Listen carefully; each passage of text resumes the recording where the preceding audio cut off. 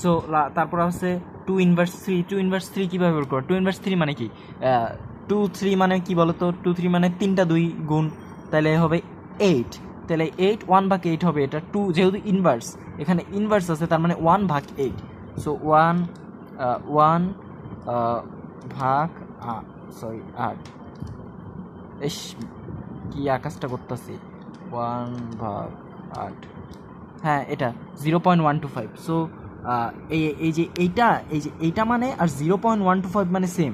এই যে দেখছো 1/8 0.125 আর হচ্ছে গিয়ে 2 ইনভার্স 3 ইকুয়াল টু 0.125 লেখা যায়, সেম থিং। সো 0.125 ইন্টু 0, এটার মান তো প্লাস 0ই হবে, তার কারণ এটা 0-র সাথে 0 গুণ হয়েছে। আর 2 ইনভার্স 4 মানে কি বলো তো? 4টা 4, 2-এর উপরে 4 মানে 4টা 2 গুণ, তার মানে 16। আর ইনভার্স আছে যেহেতু 1/16, তাইলে এটা হবে 1/16।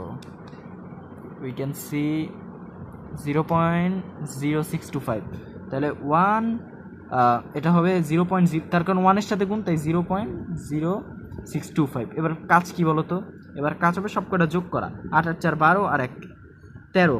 তাহলে 13 এইবার থেকে দশমিক, তাইলে যেহেতু এই যে এই 13 হইতেছে এই কয়টার মান মনে তো আছে, এই প্লাস 0.5 থেকে তো এটার মান, তাহলে আমরা এখানে দশমিক দিয়ে দিব, দশমিক। তাহলে 0.5 প্লাস 0.25 প্লাস 0.0625 সব যোগ করে দিব। তারপর যোগ করার পর যেটা আসবে সেটাই এসে যোগ করে দিই। 0.5 প্লাস 0.25, সরি 0.25 সব মিলায় 0.815। যেহেতু 0.815 তুমি এখানে যেহেতু পয়েন্ট দিয়েই ফেলছো, তাই এখানে শুরু করবা 8125 থেকে।